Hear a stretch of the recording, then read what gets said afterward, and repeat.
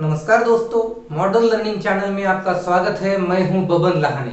हमारा आज का पाठ है सुप्रसिद्ध कवि अयोध्या सिंह उपाध्याय हरिओद जी की कविता फूल और कांटे, जिसमें हमें मनुष्य के अलग अलग स्वभाव के बारे में बताया गया है कि कभी कभी मनुष्य का स्वभाव ऐसा होता है कि वह दूसरे का उपकार करता है, दूसरे के प्रति अच्छा व्यवहार करता है और हमेशा दूसरों का ख्याल रखता है। लेकिन सभी लोग ऐसे नहीं होते हैं। कुछ लोग ऐसे होते हैं कि जो चलते चलते लोगों को छेड़ देते हैं, बाद में दूसरों की बुराई करते हैं और हर किसी के रास्ते में बाधा बनते हैं, रुकावट बनते हैं। तो इसी को उद्देश्य में रखते हुए अयोध्या सिंह उपाध्याय हरिओद जी ने इसी विषय को, मनुष्य के स्वभाव को लेकर प्रस्तुत कविता का निर्माण किया है और फूल और कांटे के अंतर को बताते हुए उन्होंने मनुष्य के स्वभाव को वर्णित किया है, हमारे सामने रखा है। तो आइए हम देखते हैं इस कविता को। दोस्तों, लेखक का परिचय एवं कविता का भावार्थ का मैंने एक अलग सा वीडियो बनाया है, आप उस वीडियो को देखिएगा लेखक का परिचय और भावार्थ के लिए। अब हम कविता के अर्थ को यहाँ पर समझेंगे, कविता की व्याख्या यहाँ पर करेंगे। तो आगे बढ़ते हैं। कवि कहते हैं, है जन्म लेते जगह में एक ही पौधा उन्हें है पालता। यहाँ पर फूल और कांटे की समानता बताते हुए उन दोनों में क्या क्या समानता है यह बताते हुए कवि हमसे कह रहे हैं कि है जन्म लेते जगह में एक ही, कि दोनों भी फूल और कांटे दोनों भी एक ही जगह पर जन्म लेते हैं, एक ही पौधा उन्हें है पालता और एक ही पौधा उन्हें पालता है। दोनों का पालन पोषण जो है वह एक ही पौधा करता है।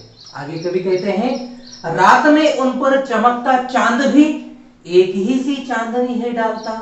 और दोनों की समानता बताते हुए, फूल और कांटों की समानता बताते हुए कवि आगे कहते हैं कि रात में उन पर भी चांद एक जैसा ही चमकता है और उन दोनों पर एक जैसे ही चांदनी डालता है।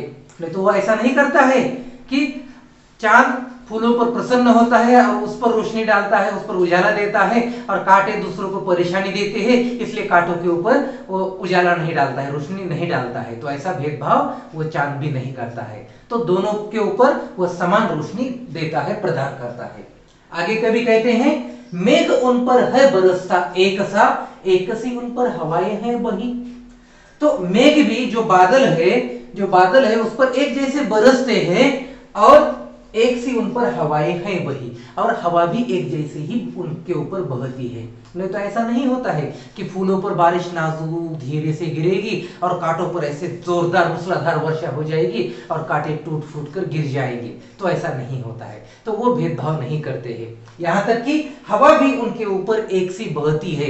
नहीं तो हवा भी ऐसा नहीं करती है कि यार ये फूल है, नाजुक होते हैं, इनके ऊपर से धीरे से चलना होगा और ये कांटों के ऊपर से हमें जोर से बहना होगा ताकि उसे परेशानी हो। ऐसा नहीं होता है। तो प्रकृति ने सभी को एक समान आंका है, एक समान समझा है, चाहे कोई अच्छा हो या कोई बुरा हो। तो प्रकृति दोनों के ऊपर अपना व्यवहार एक जैसा ही बताती है। तो आगे बढ़ते हैं।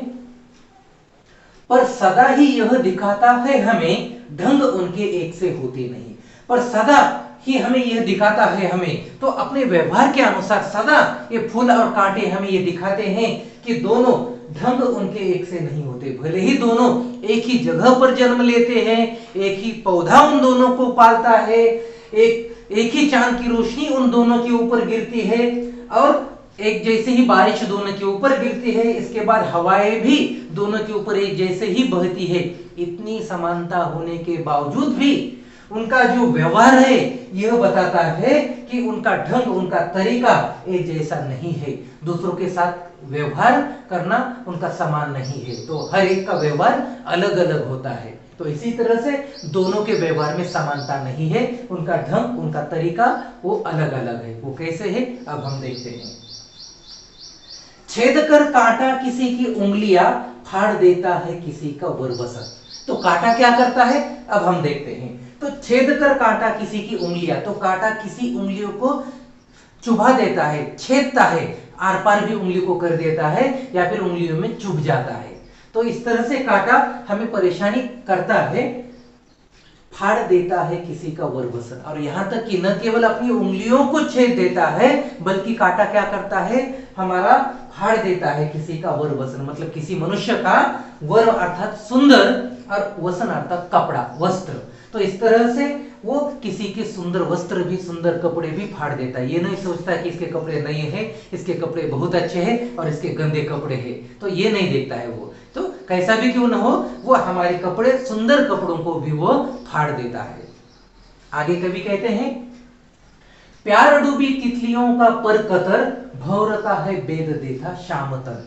तो प्यार डूबी तितलियों का पर कतर, तो जो प्यार में डूबी हुई तितलियां होती है, जो फूलों के ऊपर मंडराती है, जो फूलों के ऊपर प्यार करती है और फूलों के ऊपर वह मंडराती रहती है, तो प्यार में ऐसी फूलों के प्यार में डूबी हुई तितलियों के वो पर कतर देता है, उनके पंख को कतर देता है अर्थात कुतर देता है, तोड़ देता है, फाड़ देता है। भौर का है बेद देता शाम तन, और जो भौरे, जो काले भौरे होते हैं बड़े, तो जिसे हम भौरे कहते हैं, तो उन भौरों का है बेद देता शाम तन। शाम अर्थात काला, तन अर्थात शरीर, और बेद अर्थात आर पार कर देना। तो भौरों के काले शरीर को वह आर पार बेद देता है, अर्थात इस ओर से चुभकर दूसरी ओर निकल जाता है। तो इस तरह से यह उनकी जान भी ले लेता है, यहाँ तक कि उन्हें नुकसान भी कर देता है, क्षति पहुंचाता है। तो भौरे के शरीर को वह आर पार कर देता है, तो छेद देता है, दूसरी ओर निकलता है। तो इस तरह से भौरों को भी नुकसान देता है और तितलियों को भी नुकसान पहुंचाता है। आगे कवि कहते हैं, फूल लेकर तितलियों को गोद में, भौर को अपना अनूठा रस पिला। तो कांटे क्या करते हैं, उन्होंने बताया कि कांटे क्या करते हैं, किसी की उंगलियों को छेद देते हैं, चुभते हैं, किसी के कपड़ों को फाड़, सुंदर कपड़ों को भी फाड़ देते हैं, बाद में प्यार में डूबने वाली तितलियों को भी उनके पर कतर देते हैं, कुतर देते हैं, और भौरे के काले शरीर को भी बेद देते हैं अर्थात आर पार हो जाते हैं। तो तितलियां क्या करती है, देखो तितलियों का व्यवहार कैसा होता है, फूल लेकर तितलियों को गोद में। तो फूल क्या करते हैं, तितलियों को अपनी गोद में, अपनी आगोश में, तो अपने पास ले लेते हैं और भौर को अपना अनूठा रस पिला देते हैं, और भौरे को अपना अनूठा रस, अनुपम रस जो विशेष होता है, अनोखा होता है, तो वो रस वो भौरे को पिला देते हैं। तो इस तरह से तितलियों को भी अपने पास ले लेती है फूल, और भौरे को भी अपना अनूठा रस अर्थात शहद जो होते हैं वो मधुमक्खियों को और भौरे को वो शहद पिला देते हैं। तो इस तरह से वो फूल सबको अपने पास लाते हैं और अपने गुणों से प्रसन्न कर देते हैं। आगे कवि कहते हैं, निज सुगंध और निराले रंग से, है सदा देता कली जी की खिला। और फूल क्या करते हैं, तो फूल तितलियों को अपने गोद में लेते हैं, अपने आगोश में लेते हैं, भौरे को अपना अनूठा अनुपम रस पिला देते हैं, और निज सुगंध और निराले रंग से, निज अर्थात अपने खुद के सुगंध, तो खुद के सुगंध और निराले रंग से, और अलग अलग रंगों से, क्योंकि हमने देखा है कि फूलों के अलग अलग रंगों के फूल उपलब्ध होते हैं, सफेद होते हैं, लाल होते हैं, हरे, पीले, तो अलग अलग रंगों के फूल होते हैं कि जो अपनी सुगंध और अलग अलग रंगों से है सदा देता कली जी की खिला। तो अपनी जी के अर्थात अपनी मन की, अपने हृदय की कली को खिला देते हैं, तो अर्थात हमें प्रसन्न कर देते हैं, हमें खुश कर देते हैं, हमें आनंदित कर देते हैं। तो इस तरह से अपने अपने सुगंध और अलग अलग रंगों से फूल हमें हमेशा प्रसन्न करते हैं, खुश कर देते हैं, आनंदित कर देते हैं। आगे कवि कहते हैं, है खटकता एक सबकी आंख में, दूसरा है सोहता सूर शीश पर।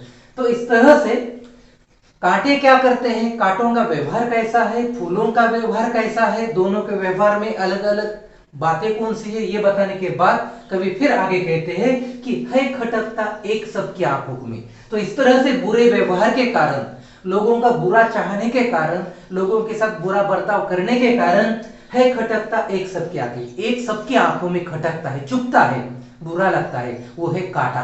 और दूसरा है सोहता सूर शीश पर, और दूसरा जो है सोहता अर्थात शोभा देता है, सूर अर्थात ईश्वर, भगवान, सज्जन लोग, संत साधु, संत महात्मा। तो सूर के अलग अलग अर्थ है, यहाँ पर सूर का अर्थ ईश्वर, भगवान के रूप में है, चाहे वो ईश्वर हो, अल्लाह हो, भगवान हो, गॉड हो या कोई भी हो। तो सूर अर्थात ईश्वर, भगवान, शीश पर अर्थात शीश पर, माथे पर, उनके माथों पर। तो दूसरा क्या करता है, ईश्वर के, भगवान के माथे पर शोभा देता है या उनकी शोभा बढ़ाता है। तो इस तरह से एक सबकी आंखों में खटकता है जो कांटा है, वह सबकी आंखों में खटकता है, और दूसरा जो फूल है वह ईश्वर के सिर पर उनकी शोभा बढ़ाता है। तो इस तरह से एक शोभा बढ़ाने के काम में आता है, तो दूसरा आंखों में खटकता रहता है। अंत में कवि कहते हैं, किस तरह कुल की बड़ाई काम दे, जो किसी में हो बड़प्पन की कसर।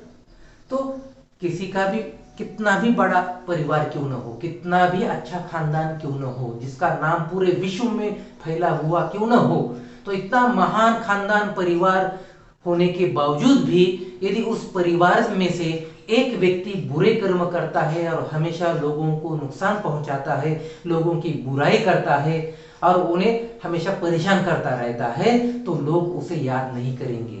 कितना भी परिवार, उसका खानदान अच्छा क्यों न हो, उसके चर्चे पूरी दुनिया में क्यों न हो, लेकिन वो भी सबकी आंखों में खटकता है, और जो अच्छा व्यवहार करता है वो सबके लिए अच्छा रहता है। तो इस तरह से कि किस तरह कुल की बड़ाई काम दे, तो किस तरह से कुल की बड़ाई काम देगी, तो कितने भी अच्छे खानदान से वो जन्म लेने वाला क्यों न हो, वो कुछ काम नहीं देने वाला है, बल्कि जो किसी में हो बड़प्पन की कसर, तो किसी में बड़प्पन की अर्थात बड़ेपन की, महानता की, आदर्श गुणों की कसर अर्थात कमी, यदि किसी के अंदर ही बड़प्पन की कसर हो, अच्छे गुणों की कमी हो, तो महानता की कमी हो, तो उसका खानदान, उसका परिवार उसका नाम ऊंचा नहीं करेगा, उसके गुणों को आगे नहीं बढ़ाएगा। तो इस तरह से जब खुद उसी में ही दुर्गुण भरे हुए हो, तो वह यानी कि अपना नाम नहीं कमा सकता है पूरी दुनिया में। तो उसके लिए वो मनुष्य हमेशा गुणों से अच्छा होना चाहिए, कर्म से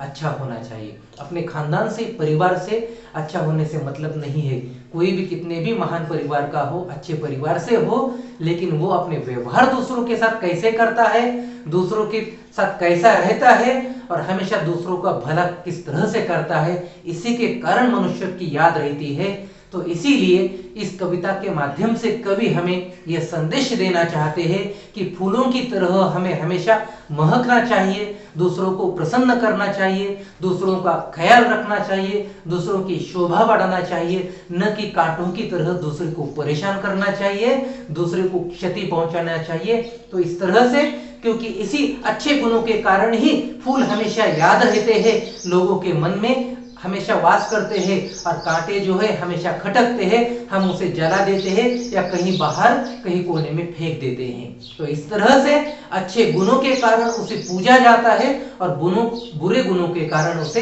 तुच्छ समझा जाता है। तो इस तरह से मनुष्य का व्यवहार यदि अच्छा हो तो निश्चित रूप से उसका पूरे विश्व में नाम होगा। यही संदेश कवि इस कविता के माध्यम से देना चाहते हैं। तो दोस्तों, इस तरह से हम भी यहाँ से प्रेरणा लेते हैं कि हम दूसरों के साथ अच्छा व्यवहार करेंगे और हमेशा हम अपना नाम दुनिया में रोशन करेंगे। इसी के साथ हम यहाँ पर रुकते हैं, मिलते हैं एक नए वीडियो के साथ। तब तक के लिए धन्यवाद।